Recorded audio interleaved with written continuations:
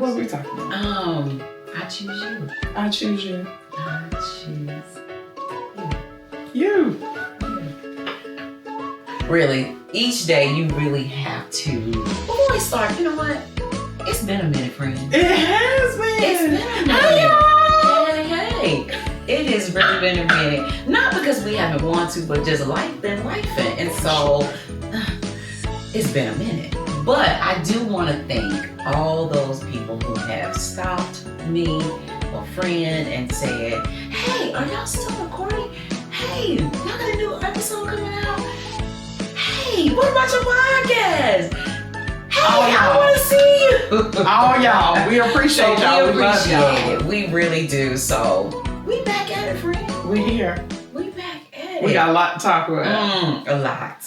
Every day, all day. That part. So today we're talking about choosing your partner. And that's a choice you have to make on a daily basis. You know, you said, I choose you. Yes. And I think about the fact that maybe you choose you or your partner. Who do we choose?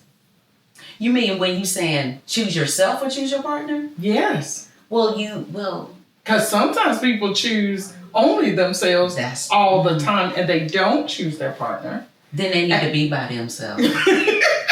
Because if you never choose your partner, it's a problem. That's a problem. That's not a relationship. That's a you thing. Mm-hmm. And you need to be by yourself. Yeah. But sometimes we do need to choose our other person. We need to choose our partner. Yes. And sometimes we do need to choose ourselves. Yes. Especially if we're giving ourselves away too much. Too much. Yes. But there has to be balance. There has to be a balance. And when we say choose yourself, we're not talking about to the exclusion of your partner. You mean, hey, I need to take care of me. I need to make sure I'm well so that I can give back to my partner. Absolutely. So it's not really to the exclusion of you, but I also need to include me. If that makes sense? Absolutely. Okay. I like the balance. The balance absolutely is got to have that balance. Because I mean, we have to think about the fact that, you know, when you fall in love with somebody, it's involuntary, right? Mm-hmm. So, but staying in love is a choice. And love is an action word. And we've talked about that before. I can say I love you all day. But if I don't show that I love you through my actions, not just my words, then do I really love you? Right. Because love is indeed an action word. It's a verb. Right. It is. So and let's I need verb to it. put that in action. Yeah. Love on me, baby. Love me or leave me is what they say. Silly. But absolutely, I mean, you know, when so you have to stay committed. Yeah. Each and every day you have to wake up and say, I choose this person. Even though I might not like your ass today, I choose you. Now let's tell the truth, because there are days that we don't like our partners. Oh my God. This is true. But we talking about love. We are. You can love them every day, even though I don't like you every day. Oh my God. I mean, am I she's telling the truth. I don't always like my partner. Okay. Mm-hmm. I love them every day, but I don't always like them. Mm-hmm. How do you think you show that love? How does that love actually show up? Like, how do you show it? How do you act that out? One is remembering that I'm committed. I have to be committed to this union or to this partnership or to this relationship. And when you show love, it has to, again, like you said, love is an action word. It cannot be just, I'm thinking about me. So I think when you love someone, you also have to consider how your actions, your move, your thoughts, whatever it is you're going to do for that day or that moment, it has to be reflective of how it impacts them. So basically just basic consideration for the other person. Some human respect. How about that? Like just not being in the relationship by yourself and feeling like everybody has to cater to you. Oh, no. Because we do have people like that. We do, and they need to be by their damn selves. Mika is definitely an advocate for being by yourself, people. Yeah, I'm not an advocate for people who are in relationships where it's so one-sided. So this is what this whole topic is about. You can't have a one-sided relationship. Mm-hmm. Where the one person is always just catering to the other person. One that's always giving, one that's always taking, mm-hmm. and one that's always just considering him or herself. Mm-hmm. What can I get from you? Yeah. How can I be of service to you? How can I provide for you? How can I, help you? How can I be a shoulder for you? But you need to be there for me all the time. I need you to be what I need you to be for me each and every day. Yeah, that ain't a relationship that I'm advocating for. So tell me, what do you think? Like, why do self-centered, because that's what it sounds like you're describing. Absolutely. Why do you think self-centered people get into long-term commitments or partnerships? Because it feeds them. They only get in relationships that will feed them. So if I can get your money, or if I can get you to cater to me, if I can get you to be there for me, but I don't have to reciprocate, that's the relationships they want. That's the relationships they seek. So I'm an advocate for the person who is in a relationship with the self-centered person. Get the hell out. You seen that movie? What it said? Get out. Get out. Because if they're not willing to change and they're not willing to choose you, then at some point, you got to say. So, I have seen couples where it feels like one person is always catering to the other person. And I wonder how much, well, I guess I kind of know, how much of the responsibility on the person is it on the person that is doing all that giving, but how much of the responsibility is actually on the person who is taking all of that. So you think about people who maybe have been catered to all their lives. So an example, I guess, that some people might come up with is like your only child. And the two parents are always just catering to that child. I'm not saying this about all only children, so y'all please don't get in your feelings, because I have an only child. But I'm just saying that sometimes their worlds just center around them, and they don't know that they're doing it. They're not even aware that they're not self-aware enough to know that it's just all about them all the time. And they probably are like magnets to these people who are people pleasers and don't want to rock the boat. Right. They're avoidant in that way. And then they just get into these little relationships, and it creates this whole dynamic that continues to feed that cycle over and over again. But it's about what you said. You said how much of the responsibility goes to each. And so when you have people who are like that, I think when you know better, you do better.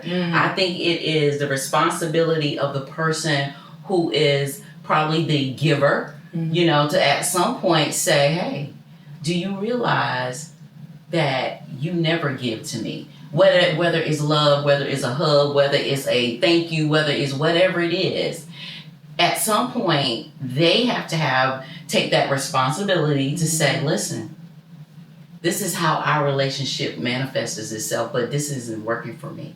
Because at some point, even though you have givers and you have takers, we always talked about we're givers, definitely.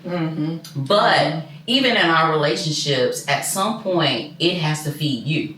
Right. It has to, for you to be able to maintain a healthy relationship and to be happy. You, even though you are a giver by nature, at some point, somebody has to deposit into you as well. And so if your partner is not depositing into you in some kind of way, that relationship is never going to be happy and is never going to be long lasting. If it's long lasting, somebody is going to be unhappy for a long time. And harbor a lot of bitterness and resentment. Absolutely. For sure. Which means it's still not going to be a healthy relationship. Yes, for sure. I think about friendships and stuff where you're always accommodating the other person. You always go where they want to go. You always do what they want you to do. But never is it really a reciprocal kind of thing. And even though as a giver, because I know I've been guilty of this, I don't always tell people, hey, I feel either taken advantage of or that I'm constantly pouring into you and I don't feel poured back into, I don't always offer that. Even though I am a giver, I don't always offer that information because, look, she's like, this is true. This is true. Like, I'll sit and be uncomfortable to make other people comfortable, which takes me to that statement that you always talk about. Like, I'm not going to set myself on fire to keep other people warm. No, I'm not. But there are plenty of people who may not set themselves on fire, but they definitely contort themselves to fit in a relationship where the other person is just going to keep, pushing them and making them more uncomfortable so that they have bigger space. And it's unfortunate because sometimes we don't always speak up for that. So I'm speaking to all my people who either have been a people pleaser, you're still a people pleaser, you're still just doing whatever everybody else wants you to do. Don't lose yourself in that. This is a time where you have to choose yourself. Absolutely. And figuring out exactly who you are and how you want to show up and how you want to even hold space for yourself so that you can feel whole and you can feel like you're getting the things that you need in your relationships as well. Because I think it transcends marriage or partnerships, but even friendships. Absolutely. And y'all know y'all got them friends that's out here just take. Yep. And some of us got family members. Oh, yeah. That they take a lot. Especially y'all who let your family members borrow a whole lot of money all the time. Like, let me hold something, let me hold something, let me hold something. So, the word is no.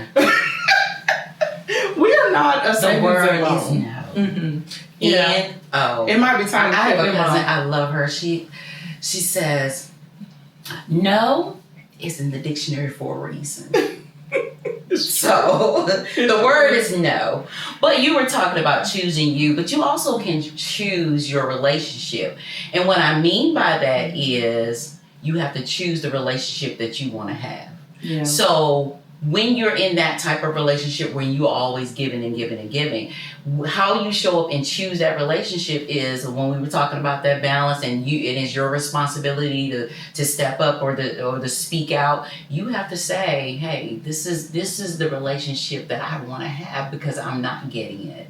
Or this is what I need to see from you that I'm not getting. So you're choosing the relationship because you're choosing to tell them this is how I need you to show up, as opposed to being silent. Because if you're silent and you continue, like you said, to harbor those resentments, it's going to continue to manifest itself that way, and that's not going to ever serve you. And so you're going to be in a long-term relationship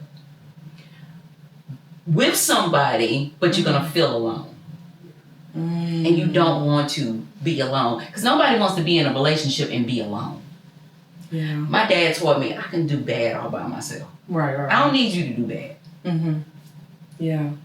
I really don't. Wow. So being in a relationship with somebody, but still feeling very lonely. Very lonely.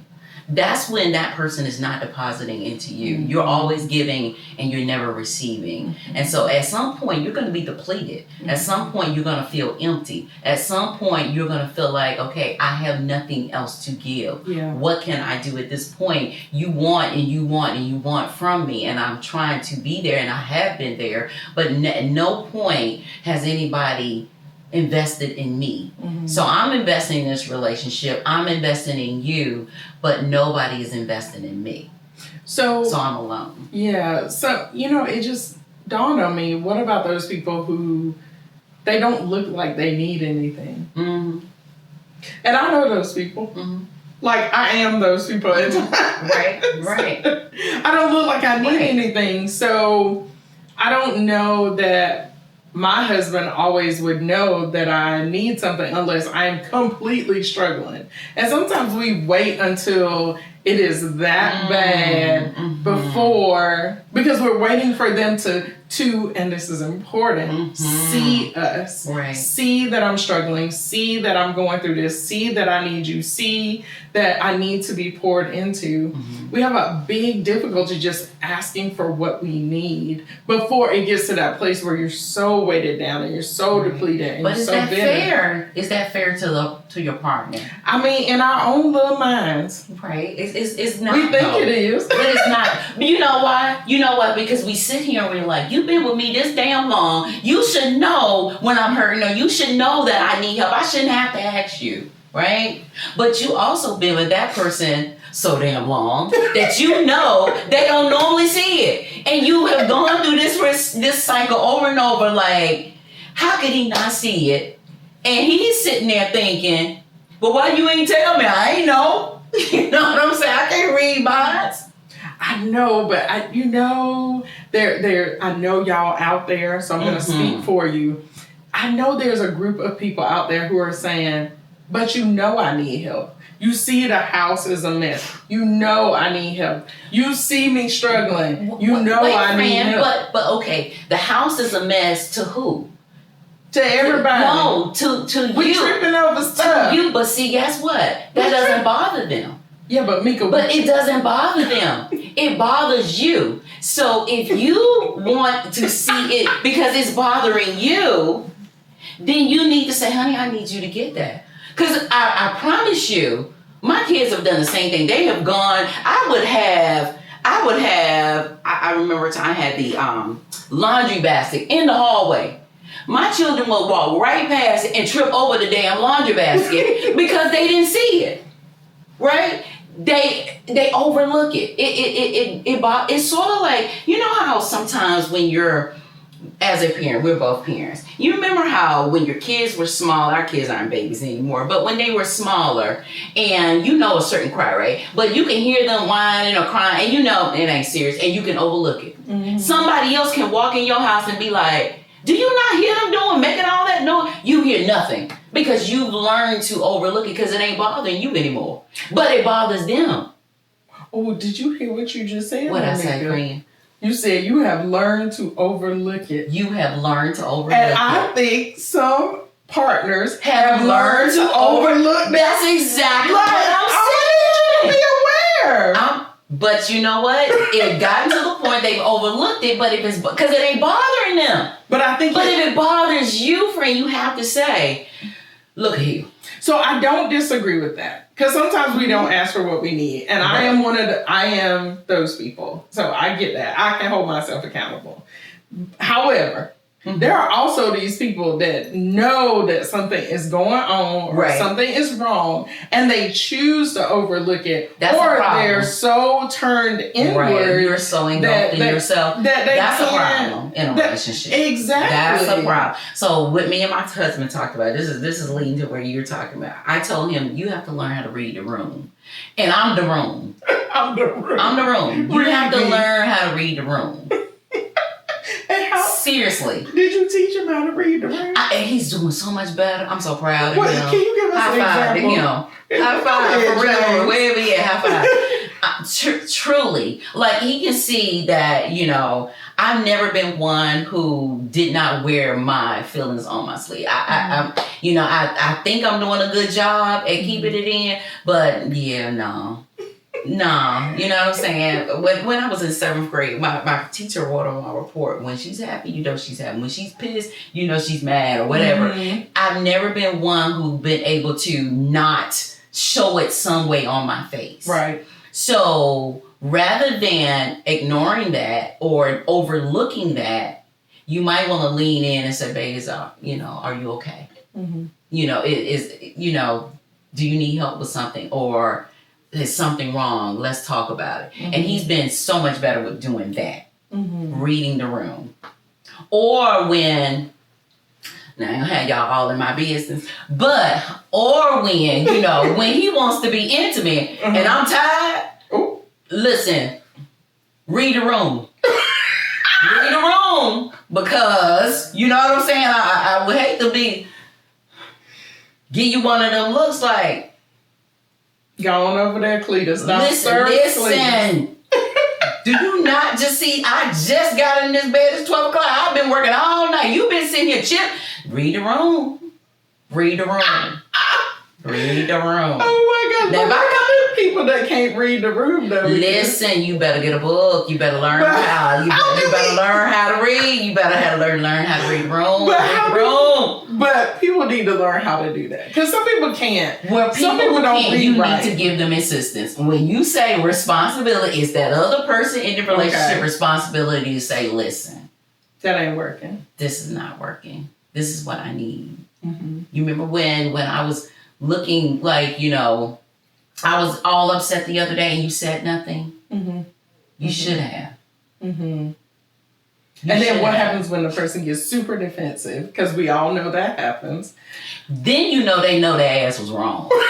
That's first and foremost. When they get super defensive, they know they wrong. That's a defense mechanism. They know they wrong. So own your shit is what I'm saying. Own it. Right. And be like, baby, I'm going to do better. You right. So when they get defensive, just shut it down and say, you know what?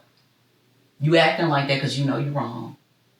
So I'm going on over here till you figure it out. And when you want to resume this conversation like you got some sense, then I'll be here.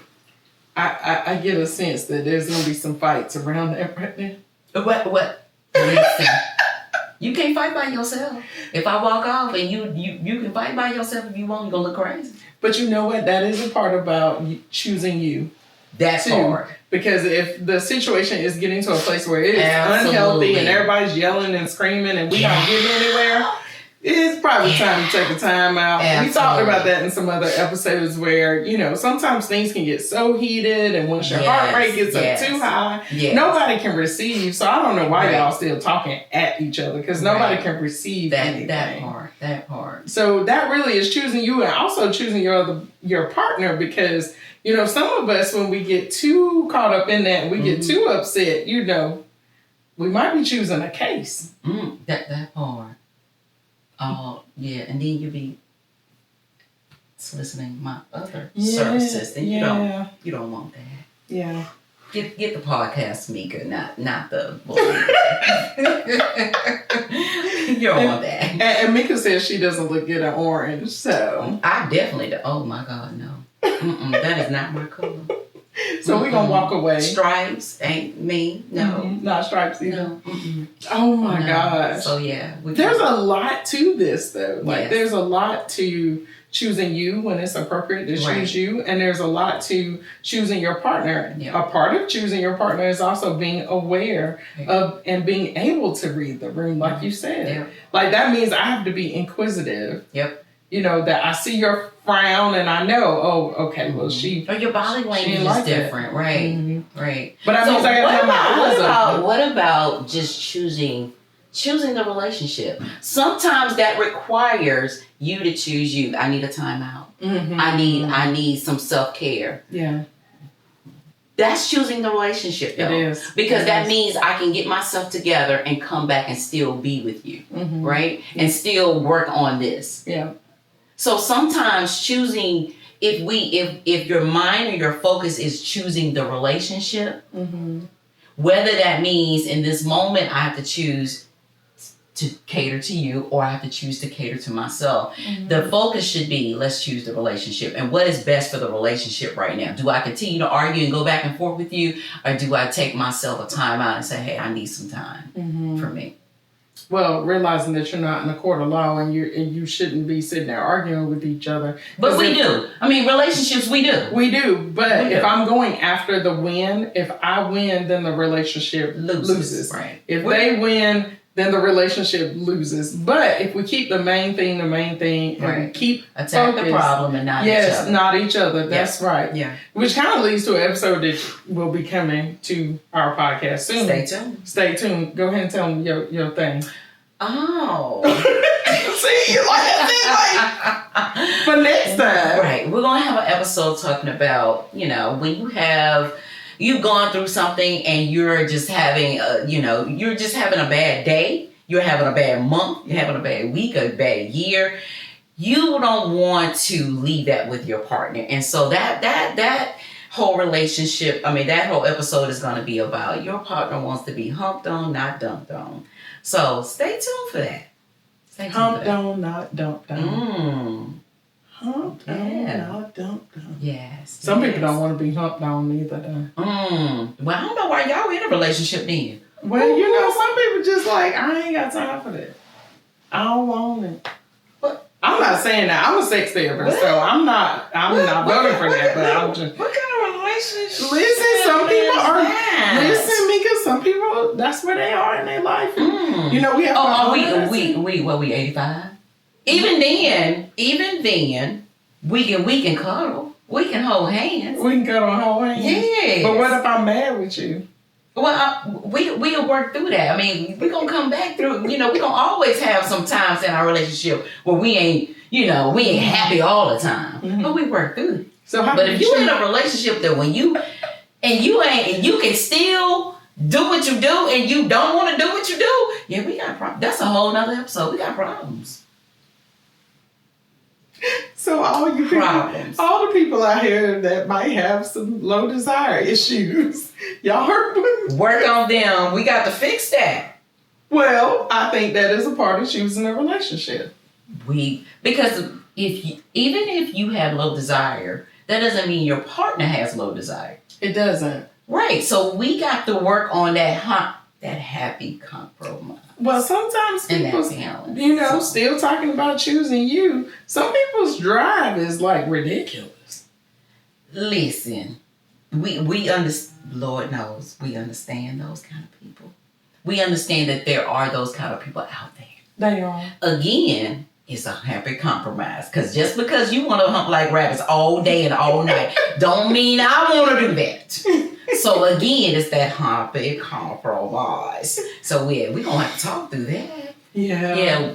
Stay tuned. Yeah, because just choosing you again. Yes. Like you don't, and I would say this, as I have said in every episode where we talk about sexuality and intimacy, I am not an advocate for just laying there and doing it. No. Even though you really don't want to. I feel like that is borderlining on rape or assault or even like venturing into that area, even though the person is not intending to do that, but you're kind of putting yourself in a victim's position when you don't choose to say, no, I don't want to do this. And I'm not talking about throwing that person a bone, because sometimes people do it and they really don't want to do it, but they're doing it out of their love and out of, you know, the need for connection, and they want to fulfill that need for their partner. So I'm not talking about that, but I'm talking about, you made that distinction. Yeah, I'm talking about the people that are just laying there and taking it. And I've seen those people and it breaks my heart because sometimes they have already been traumatized sexually.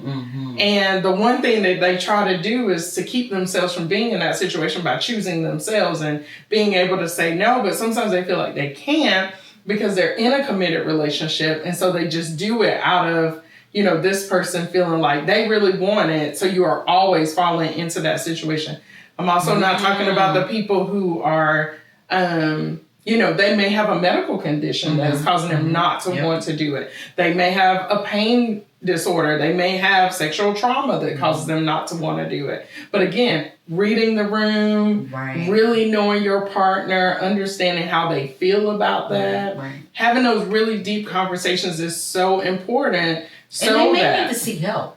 Because even though you have those people who are in those positions where it may be medical, it may be, just because you're going through something, I can definitely empathize as your partner, but that does not mean that I'm still not going to have desires and wants either.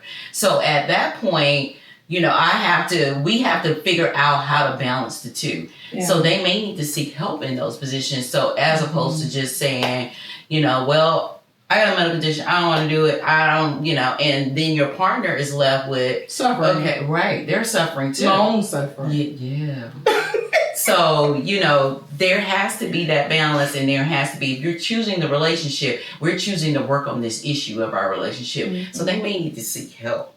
Way above my pay grade, but I'm going to tell you, they may need to see some help. Well, I think it's really important that they come together and figure that out and not do this. Yes. Sometimes we point the finger. We know there's an issue in a relationship, and because the person who maybe has a lower desire, it's like, no, it's your fault. Go get fixed. But that's what we were saying before. You have to attack the issue and the problem, not each other. That's right. That's right. And I think that is a part of choosing the relationship, choosing you and choosing the other person. Yep, absolutely. It's showing that I am choosing my partner because I have a longing to work on this. Yes. It may not be easily figured out either. Absolutely. It may take some time, but it still comes back to we got to create some type of synergy around us being together, us knowing how to attack. It's us against the world. Absolutely.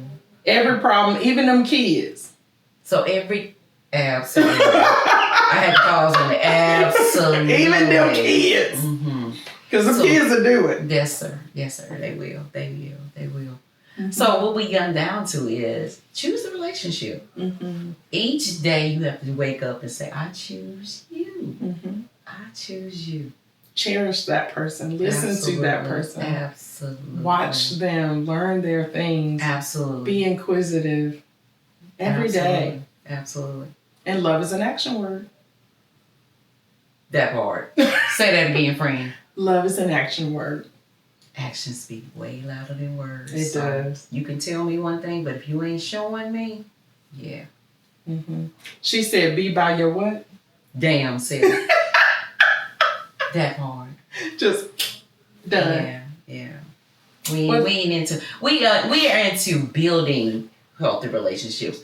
We ain't into staying in unhealthy relationships. That's why Mika keep telling y'all to, just cut it, because she not with that. Yeah. I'm not with it either, by the way. She just has a way of saying it that says, quit it. But yeah, we want you to be healthy. We want you to be happy. Yes. We want you to be loved.